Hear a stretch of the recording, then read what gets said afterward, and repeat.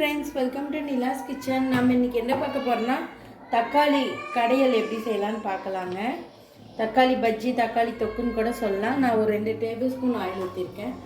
நல்லா காயிட்டோம். Hi friends, welcome to Nila's kitchen. நம்ம இன்றைக்கி என்ன பார்க்க போகிறோம்னா தக்காளி பஜ்ஜி எப்படி செய்யலான்னு பார்க்கலாங்க. நான் அதுக்கு ஒரு மண் சட்டியை எடுத்துட்டுங்க. அதில் ஆயில் ஒரு 3 டேபிள் ஸ்பூன் ஊற்றிருக்கேன். இப்போ கடுகு போட்டுக்கிறேன். கடுகு நல்லா வெடிக்கட்டும். கடுகு வெடிக்கட்டுங்க. அதுக்கு நான் ஒரு 5 வரமிளகாய் எடுத்து கிள்ளி எடுத்துருக்கேன். வதையை எடுத்து சின்ன வெங்காயம் ஒரு 10 வெங்காயத்தை நீட்டு வாக்கில் கட் பண்ணிக்க. கறி லீஃப் கொஞ்சங்க. அவ்வளோதான் இதுக்கு தேவையானது. தக்காளி, மஞ்சத்தூள், அவ்வளோதாங்க. வேறு எந்த மசாலாவும் நம்ம ஆட் பண்ண மாட்டோம். கடுகு நல்லா வெடிச்சிருச்சு. இப்போ நான் எடுத்து வச்சுருக்க சின்ன வெங்காயம், வரமிளகாய் போட்டுக்கிறேன். கூடவே கருவேப்பிலையும் போட்டுக்கிறேங்க. இது நல்லா வதங்கட்டும்.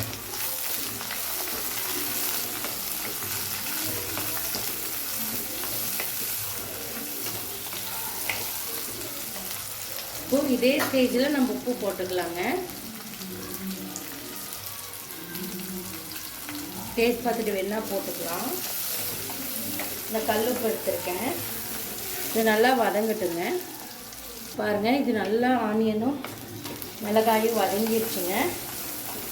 அவ்வளோதான். இந்த ஸ்டேஜில் மஞ்சத்தூள் ஒரு இந்த ஸ்பூனில் 1/4 ஸ்பூன் அளவு போட்டுக்கிறேங்க. இப்போது இதை நல்லா மிக்ஸ் பண்ணிக்கலாம். மஞ்சத்தூள் போட்டு இப்போது நம்ம கட் பண்ணி வச்சுருக்க தக்காளியை போட்டுக்கலாம்.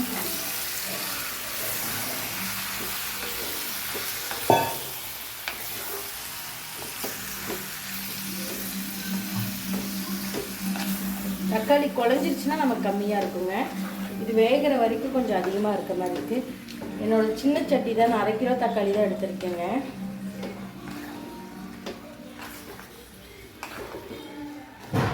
இது நல்லா வேகட்டுங்க. தக்காளி எவ்வளோ நல்லா குழையுதுன்ட்டு இன்னும் நல்லா குழஞ்சி வேகணுங்க. தக்காளி நல்லா மச்சு விட்டு அப்படி மசியணுங்க. அந்தளவுக்கு நல்லா வேகட்டும். ஒரு 10 நிமிஷம் நல்லா வேகட்டுங்க. பாருங்கள், தக்காளி இந்தளவுக்கு நல்லா குழஞ்சி வரணும். இன்னும் கொஞ்சம் நல்லா வேகணுங்க நமக்கு குழம்பு. இப்படி குத்தி விட்டிங்கன்னா நல்லா மசிஞ்சிடும். நம்ம மத்து போயிட்டு கடை வேணும் அப்படின்லாம் இல்லைங்க. இந்த மாதிரி செஞ்சாவே நல்லா மசியுங்க. அந்தளவுக்கு குழஞ்சி வேகணும் தக்காளி. இது நல்லா வதங்கட்டுங்க. அவ்வளோதாங்க, சூப்பரான ஒரு தக்காளி குழம்பு ரெடி ஆயிடுச்சுங்க. நான் இப்போ அடுப்பு ஆஃப் பண்ணிட்டேன். பார்க்கலாம். அருமையான ஒரு தக்காளி குழம்பு ரெடி ஆயிடுச்சு. கண்டிப்பாக நீங்களும் இந்த மாதிரி ட்ரை பண்ணி பாருங்கள். ட்ரை பண்ணி பார்த்து கமெண்ட் பண்ணுங்கள். இந்த வீடியோ பிடிச்சிருந்தா லைக் பண்ணுங்கள், ஷேர் பண்ணுங்கள், மறக்காமல் சப்ஸ்கிரைப் பண்ணுங்கள்.